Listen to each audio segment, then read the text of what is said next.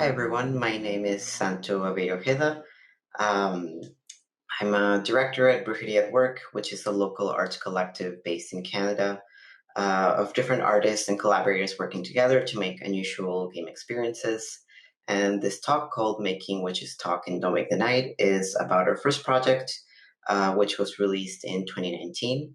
Um, and the talk will cover some points about the narrative design as well as gameplay loops that we used to make the game and how we approached the more nonlinear method to develop the story. So, specifically, what the talk will cover is identifying the bias in storytelling. So, that means how we made sure that the story didn't favor one specific storyline or character or preconceived notion of what the story means. Crafting mechanics that carry a story, so making sure that the storytelling is really solid with the game design loop. Then relying on visual cues, how we use art direction as well as general game design to tell a story without outright telling it in the text, as well as building an arc and developing nonlinear storytelling. So how we really went into make sure that from beginning to end, the overarching theme of the story made sense as the player begins and ends the game. So I'll mostly cover those points. I'll also go into a little bit of the background of how Don't Wake the Night came to be and how we wanted to create this game with a very experimental approach. So a little bit of background is Don't Wake the Night was a game that was developed between 2017 and 2019. It's a 2D point-and-click game with visual novel elements that tells the story of a community at a crossroads. And the player is basically tasked with finding out why this community is facing this conflict and seeing if there's anything they can do to help these community members, come to some solution. So the project was really developed in part and thanks to provincial municipal funding in Ontario and Toronto from the Ontario Arts Council and Toronto Arts Council, which allowed myself and several collaborators to bring this game to life. So, a little bit of background on myself. I've been making games for quite a while now, and I specialize in Indigenous Guarani inspired stories. Knowing that I was kind of the first project that I took on that was very much influenced by that, and that I worked on with other collaborators. And with Don't Make the Night, it was very much also inspired by 2D animation and 2D animation design.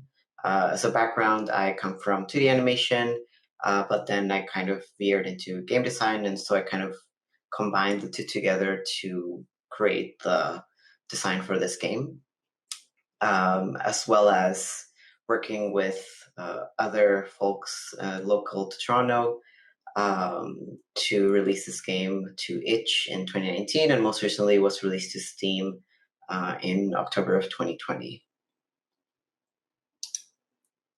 So generally, Don't Wake the Night has a core gameplay loop of two different aspects um, that happens between two main camera views. So the first one that you see here is kind of a scene overview of a bird's eye view where you're able to see all of the characters in one scene. You're able to see if they any like clickable elements in the scene, you can click around and interact with the environment itself. You can see if there's any conversations available to view with speech bubbles here, which when you click them, they takes you to the second scene overview, which is the one that is more directly visual novel inspired. So basically, the player will interact and then switch between these two views depending on whether they're interacting with the environment or whether they need to view character dialogue to gather more context about what's happening in the game. So, one of the key aspects to this loop that we really wanted to get across is that the player themselves are omnipresent, which means that you can view everything at once. but they're also absent at the same time. So you have a degree of influence in the scene, but you can't talk to the characters directly. You can't, make you can't control the individual characters as a player.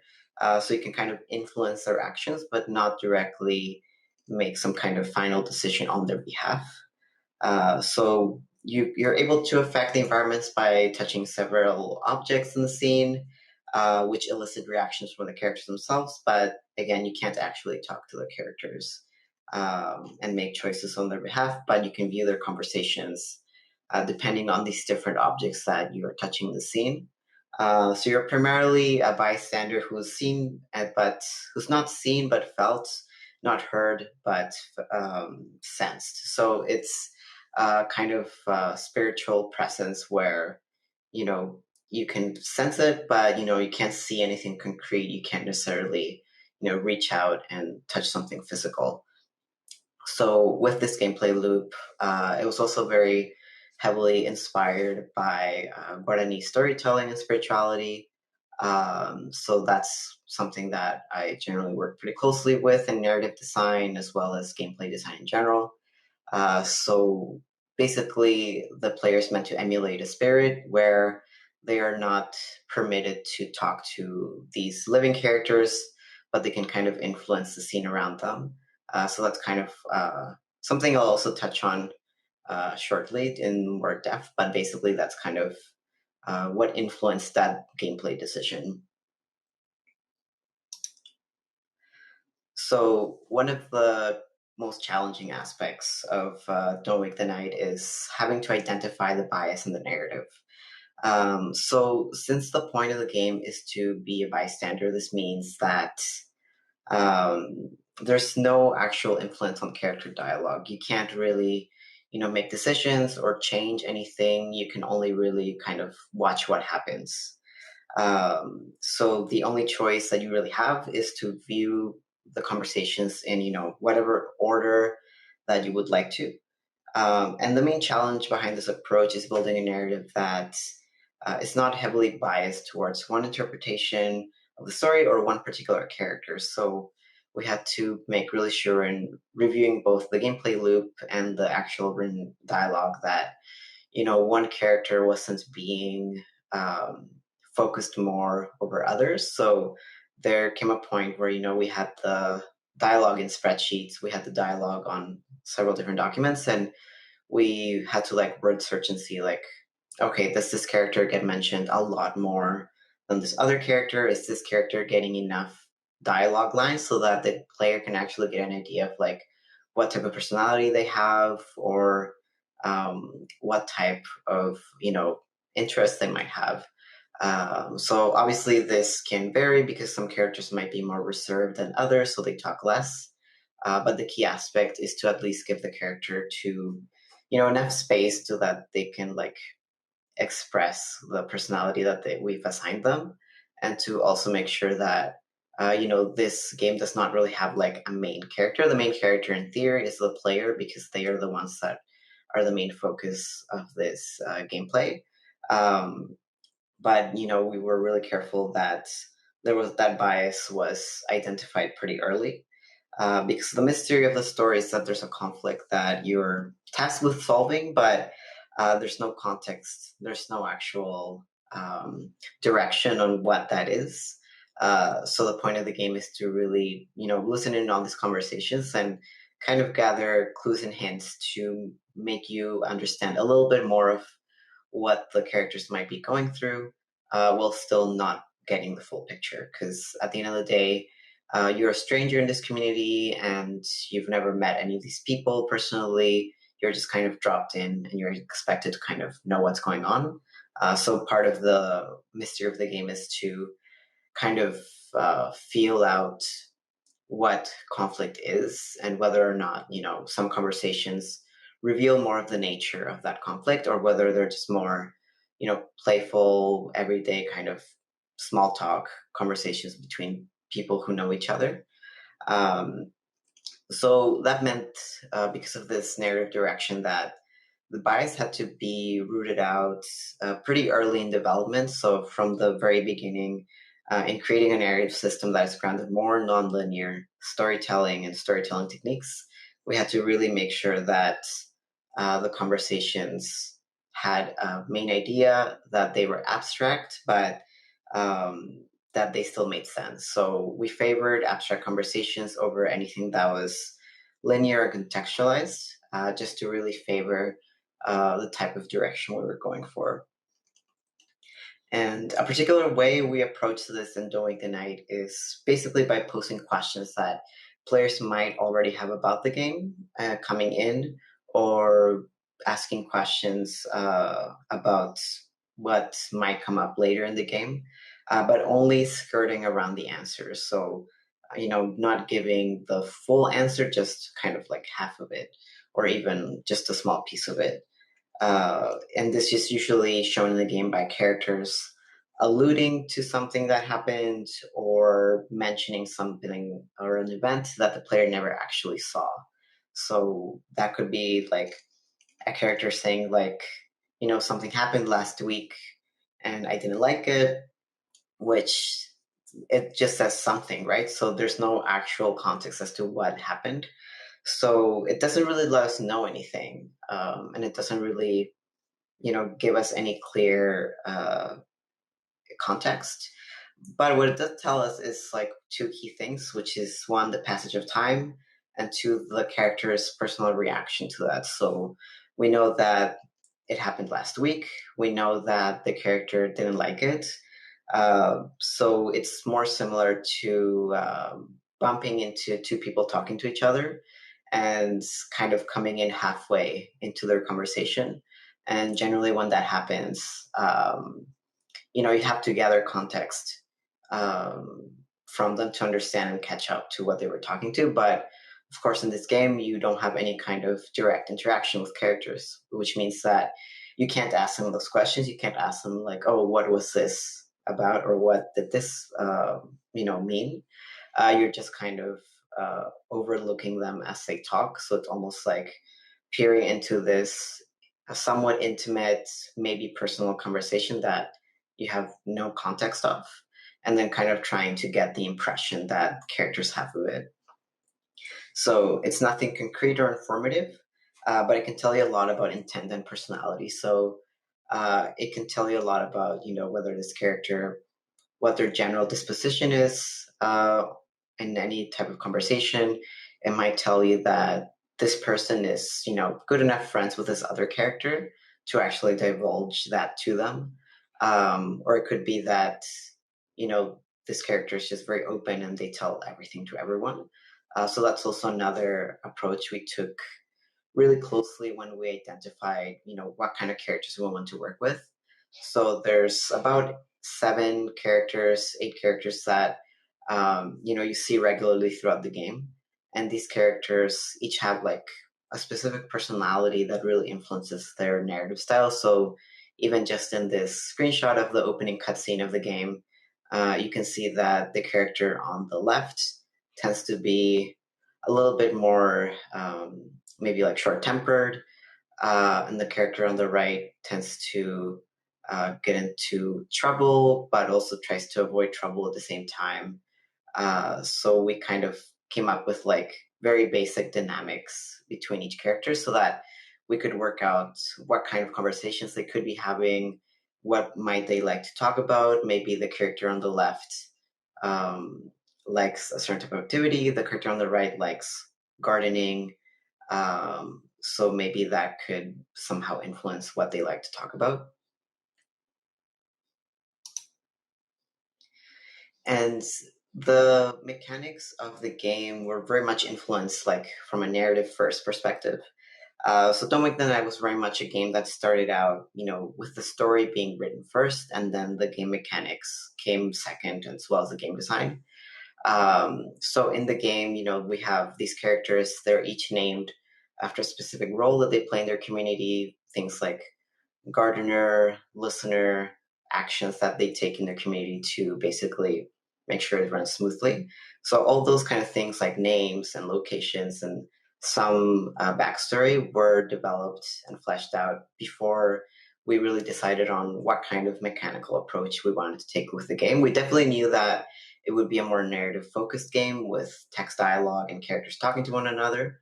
We just weren't sure whether or not, how would these characters be interacting with one another? How would the player come in to make sure that these characters talk to one another, or what would happen, to the ending and things like that mechanically.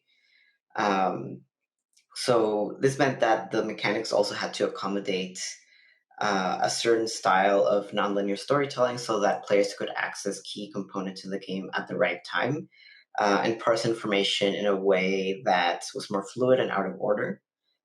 It's also a shorter game, so it's about 20 minutes. And that also meant that the approach that made the most sense was a point and click route to kind of give that omnipresent feeling where you're kind of looking over all the characters at the same time. And we also had to narrow down the amount of character conversations by the number of interactable objects we actually wanted in the scene.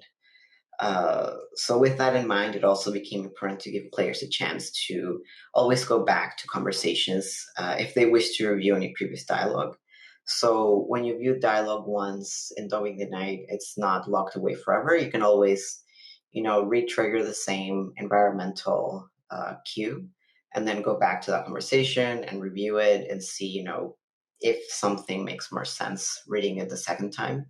And part of that is also that because the conversations are non-linear, it might mean that you read, conversation A first, then you go to another conversation B, and then after reading that, maybe you pick up on something that is like, oh, I think this previous conversation might have had another reference to the thing that this character is talking about, so you decide to go back, and now that conversation makes a little bit more sense than it previously did. So that's the kind of narrative loop that we wanted to encourage to make sure that you can still view older conversations at any moment in case that helps in contextualizing um, what a character is saying. And this also helps tie in the sense of nonlinear movement in the game, since there's no prerequisites to access certain conversations and they don't have to be completed in a specific order. So the only prerequisite is that you have to interact with that environment asset. So usually that involves, like in the game, you either wrestle a branch or you touch a trunk or you drop a fruit from a tree, and that like elicits a reaction from the characters and it makes them go break out into different conversations. That's the only requirement really to access conversations, but other than that, you can just do them in any order. You don't have to click the branch first or click the trunk second.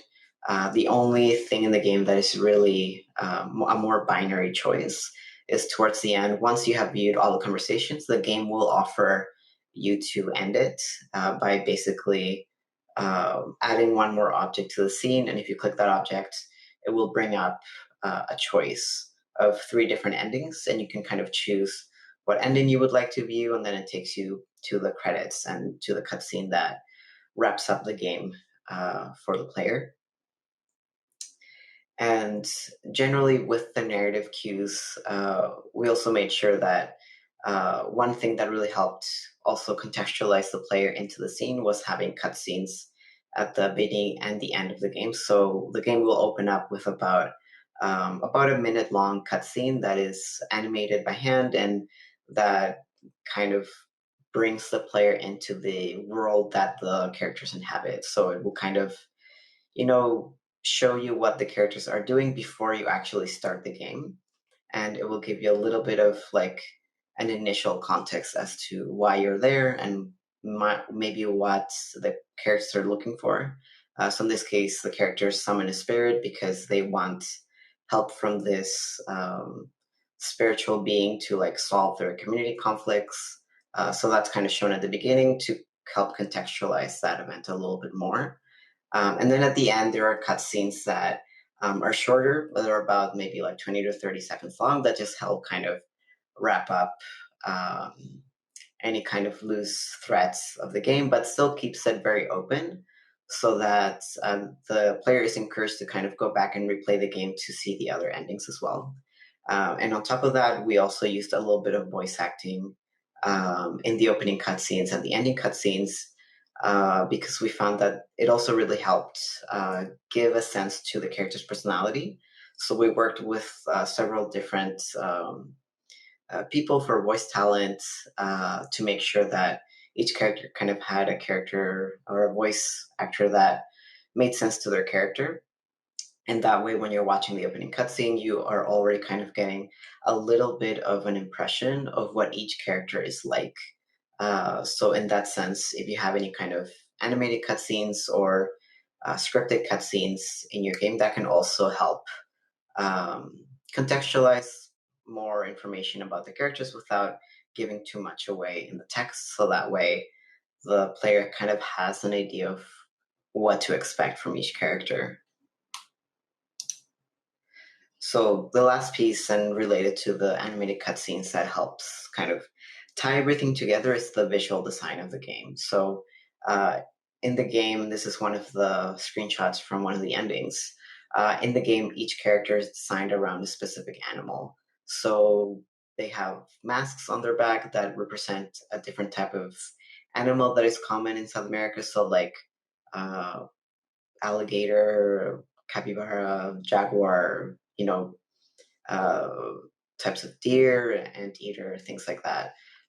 So the reason why each of them is characterized with an animal is also to kind of, again, feed into that visual cue of what personality they might have. So like the character that wears the capybara mask is very friendly, very kind of open to conversation, and also a bit naive at the same time.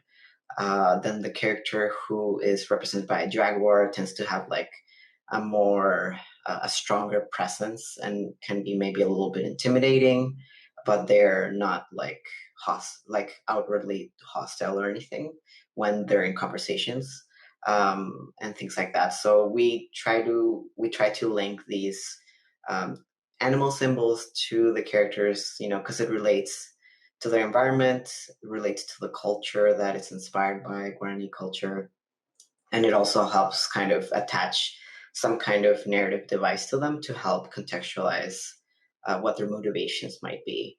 So it's something subtle, more subtle than, let's say, like the animated cutscenes or anything else about their character design. And when you're viewing the conversations, you'll see these masks on their back. It's almost like they're still looking at you, but just from another perspective. So as I mentioned, a lot of the characters in the world are directly inspired by Guarani storytelling that I personally grew up with. So Guarani is an indigenous nation that is spread out between Brazil, Paraguay, Uruguay, parts of Bolivia, and Argentina. So the values that I grew up with generally were around accountability and personal responsibility to your community, which in this sense, it's a lot, the game is a lot about, how do you handle community conflicts, and how does restorative justice work for these particular characters? What are they looking for? And those are the kind of questions that the player might want to think about without having an actual answer. So one of the important things is that we don't, in the game narrative and the game mechanics, we don't punish the player by picking a specific ending, because at the end of the day, they also don't know the answers. So that's kind of one of the main ideas of the game, is that it's okay to not know the definitive narrative answer to what some of the characters might be asking or wanting. The whole point of the game is just kind of to like experience their conversations and experience the kind of imperfect nature of trying to solve a conflict without really knowing anything about it. Um, so this was kind of the basis that I used to help me answer some of the questions and solve some design challenges in creating a mysterious story that didn't lead players astray. So the really like most important point there was that the player still walked away with like a sense of story, a sense of place. So they might not have the answer, but they knew what happened just in that particular moment that they were in. It's almost similar to being at a certain place but not having all the answers. And similarly, many of the character aspects that I mentioned, like the masks, are derived from Guarani art as well, and they reflect each character's personality, the animals they're assigned to. And I had referenced before as well that the game also relied quite heavily on 2D animation. So everything that was animated in the game was animated through Toon Boom.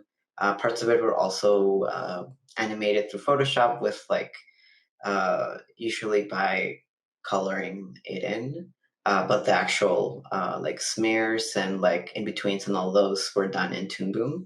It was all done by hand as well. And since it was a very kind of small, self-contained environment that these characters were inhabiting, 2D animation really helped to bring out their personality. So it became really crucial to like really over exaggerate animations and to really overextend styles to make a lasting impression. So generally, that means that it was really about exaggerating those smears and exaggerating those actions so that even when the player is viewing the more bird's eye view of the game, you can still see the animations and feel them very clearly, and they kind of tell you of like a little bit more about the mannerisms or personality of a certain character. So in the main view, sometimes there are characters that are like fidgeting with their hands because they're very anxious. There's other characters who like might do other things like rest their face on their hand like they're thinking about something. So those little cues also help a lot with establishing what kind of mindset each character is at. So that's also something very useful to think about um, when trying to use animation to also tell a story without having to rely too much on the in-text dialogue. So, coming to a close here, just to summarize some of the things that I've gone over. So, basically, a lot of what we solved in this game was that we wanted to limit information to the player and let them fill in the gaps. So, we wanted to kind of meet them halfway and let them try and fill in the gaps to contextualize what's happening in the game. That way, you're kind of leaving it a mystery, and they can speculate on what might have happened, what uh, what might have taken place, while not giving a definitive answer. So we wanted to really make players think about it, come up with different possible scenarios that come up in the game. So that way, technically every player is right in a way. No matter the different scenarios they can think of to kind of fill in that gap, it's technically correct. So that's what we also wanted to work towards. We also wanted to allude to a larger narrative. So we wanted to foreshadow a lot of things that don't actually happen in the game itself. So we wanted to foreshadow, oh, this character had a relationship with this other character, but now they don't really talk anymore. Or maybe, this event happened where it soured some relations within the community, or maybe this one character who doesn't appear in game is referenced in some way, and that also kind of help escalates that kind of mysterious nature of the game. We also wanted to assume player curiosity. So we wanted to assume that the player would be curious about what's happening. We wanted to assume that the player would interrogate the design. So one of the key takeaways is also that, we planned around the player's interrogation of design. We wanted to give them, some autonomy in that, even if, there are some things that they might not influence directly.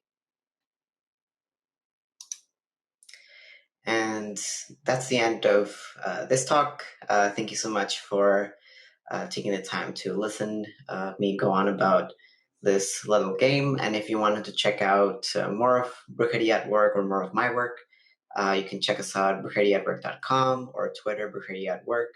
You can find me at Babigoth on Twitter, or you can check out my personal work at santo.com. I'm currently working on a newer project about indigenous cyberpunk that will be announced in the future. So I hope I can talk about that in the future as well. Thank you.